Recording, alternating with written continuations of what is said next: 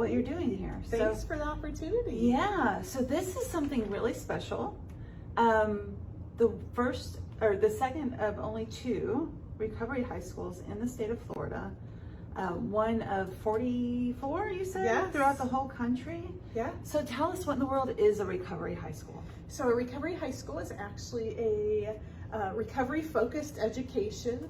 So we're actually going to offer a safe learning, a safe healing-centered learning environment for our young people ages 14 to 19 years old.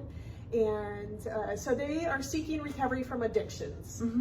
So what research actually has shown throughout the United States with the other 44 recovery high schools is that 94% of students in recovery high schools have had childhood trauma. Right. That's a staggering number, isn't it? Yeah. It's just staggering. So 94% of adolescents who are struggling with substance use and addiction have had childhood trauma. Yes. And that looks anything like from a caregiver's own substance use, mental health issues, abuse, domestic violence, etc. All of the above. Yeah. Right. Yeah, all of the above. So what we call that in the clinical world is substance use disorders or co-occurring disorders. And that's the combination of the substance use, the addiction, and the other mental health things, right? Because that looks like anxiety, depression, that looks like ADHD symptoms. I remember working with a little kid years ago, little guy, 9 years old, and he would bolt.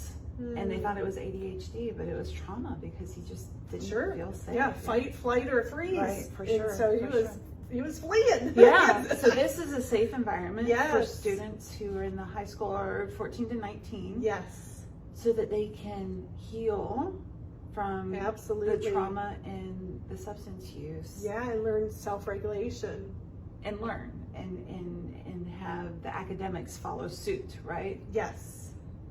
Wow. How did this come to be? So I actually have worked over 22 years in social work, education, and juvenile justice. And I kept seeing teenagers that would come into jail, and while they're in jail, they would be, in recovery or at least, substance free. And as soon as they got back to the traditional school, they would relapse and have that reoccurrence of use, and then they would end up back locked up. Because what came first, the criminal behavior or the drug addiction, and so that's or the trauma. The trauma most of the time, right? Yeah. And then so that's usually what happens. So that vicious cycle. Yes, back and back. And I saw that 5 years ago when I was working for the Department of Juvenile Justice, and it just broke my heart. And I'm like, there's got to be something. There's got to be something out there. And then I found the 44 recovery high schools throughout the United States, and then the one in Jacksonville that opened up almost 6 years ago. And it's very successful. They're actually opening their second one here soon. That's fantastic. It is. At the same time, it's heartbreaking, that we have to have these. But it's long overdue that we are addressing proactive and really addressing it and providing that hope and healing for students. Absolutely. So we'll be the second recovery high school in Florida. In the state, and the first one in the Tampa Bay area. Yes, And you'll be starting classes in mid-April. Yeah, April 12th is our first day for students to start classes. And there's a waiting list. Yes. So those students have been eagerly waiting. Some have waited since October. Yeah, it's been a long wait. And I would say about half of them are in drug treatment right now, and then half of them are actually in Florida Virtual School or maintaining some sort of education. As best as they can. As best as they can, So what we do know with research is that a trauma brain cannot learn. Right. And so sometimes what that looks like is just to hydrate them. Right. Maybe they're dehydrated or they haven't had protein that day, but also self-regulation. And so I wanted to share with you, every morning we'll have a mental health wellness check-in with our students. And what that looks like is asking them, how's your engine running?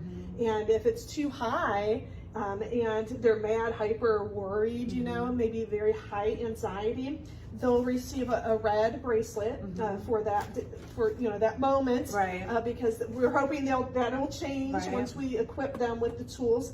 And so one of the tools that we actually teach them is the magic mustache.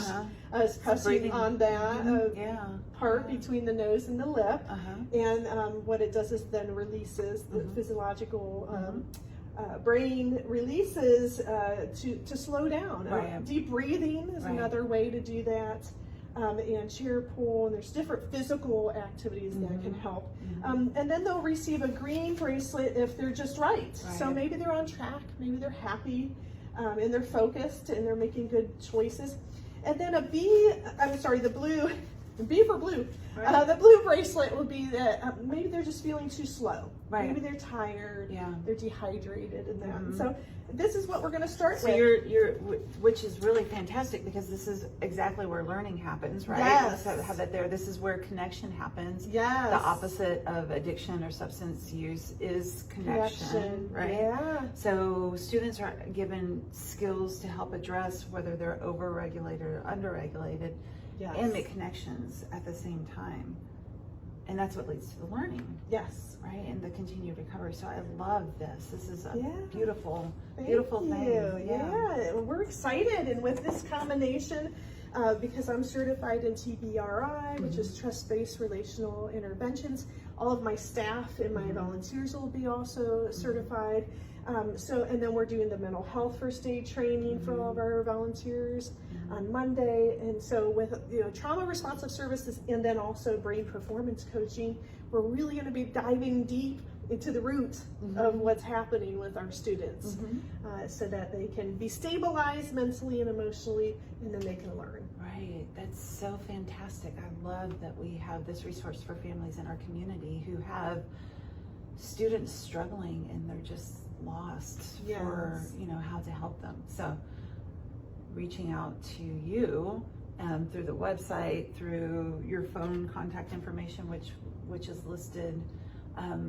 What does it take to become enrolled in Victory High School? So the only requirement is for them to have a desire to seek recovery from addictions. 1 day of substance free. That's all we require. And some recovery high schools require 30 days. As adolescents, and especially 30 days can be a long 94% of these students have had trauma. We can't expect them to have 30 days. That's a long time. That's a lifetime for adolescents. So 1 day substance free to have that desire, which is we're going to be using motivational interviewing and assessments to be able to see their stages of change. Are they ready to actually be in this environment to learn? Ages 14 to 19 years old, and then also just that willingness. And we want the family to participate.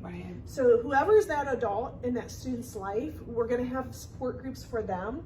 We're going to do wraparound services for them as well, because we'll have a licensed social worker to provide resources.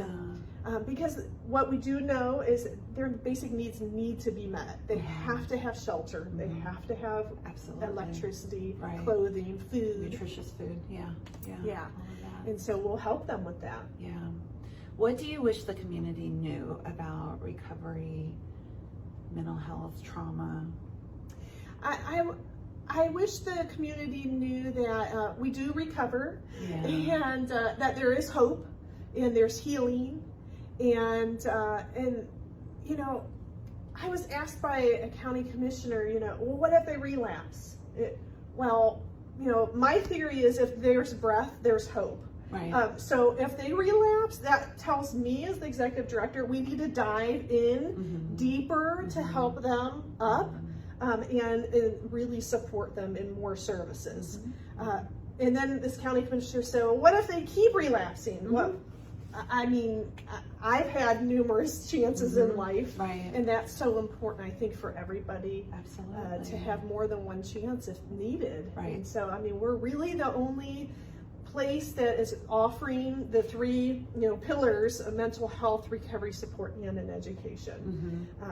Within this whole area, other than Jacksonville, we're the only other school. We had a family move from Virginia down here so that there's some can attend our school. That's how needed the services are. Yes. Is there anything else that you would like for us to know? Yeah, I wanted to just share a little bit. Absolutely. This is fantastic. Yeah, so part of the recovery, part of recovery is actually celebrating milestones. And so we start off every day with the mental health check-in, the wellness check-in, and then at lunchtime every day we're going to have celebrations. Because it's so important. These young people have always heard what they've done wrong. Right. And what an inconvenience they are, or maybe they've been called a mistake, or so on and so forth. We've just heard so many really heartbreaking comments that a lot of these young people hear, and so we're going to celebrate them. And it may look like they just did their homework, or maybe they passed a test, but or maybe they drank a glass of water. Yeah, drank a glass of water, extra glass of water that day. Right, yeah. But we're going to actually celebrate those little tiny victories, because what we know is that when you celebrate a milestone, it gets bigger and bigger and bigger. And so in the recovery world, we have chips that we actually share and celebrate with one another. And so we have a 24-hour chip, and then we have 1 month, 2 month, 3 month, all the way up to multiple years. And so that's something we're really excited to do at lunchtime, is to bring recovery coaches in, and then also to bring leaders in the community. So if anyone's watching this and you're a leader in the community, you don't have to be in recovery, but maybe you have something you want to share, or maybe a tool that you want to share with the students, or maybe a success in your business that you want to share with them. We would invite you in, have lunch with us, and help us celebrate our young people. Because that's really what it's about. It's about giving these students the opportunity to just uncover their potential that they haven't been given the opportunity necessarily up until this point. That's right. So we have restore, rebuild, revive, and you just reminded me. So restoring lost childhoods, rebuilding their self-esteem, and then reviving that spirit that they have gifts to offer this world. Absolutely. Yeah. And that's so important for everybody to remember, that you have a gift. And you have a purpose. Right, and here it is. Yeah. Here it is. And this is your gift and purpose, so thank you so much. You. I know that this has been a labor of love in a lot of ways, and it's very exciting to see it coming to fruition. I know, I gotta pinch myself. I can't believe I'm really doing this. Yeah, and the 10-year goal is a school in every county. 10 years, and we'll have a school in every county in Florida. Fantastic. Yeah. Think about how the world would be different. It's gonna be amazing. Yeah. Absolutely. Well, thank you so much for sharing all about Victory High School with us today, and the good work that you're doing for our community. If you know a family or a student who could use this kind of support, you have Tina's contact information. You have heard us at Harper Therapy talk a lot about the support that families need when they have a loved one who is in the throes of a loved one's substance use. So this is another resource, and we're so thankful for it. Thank you. All right, have a great day. Thanks.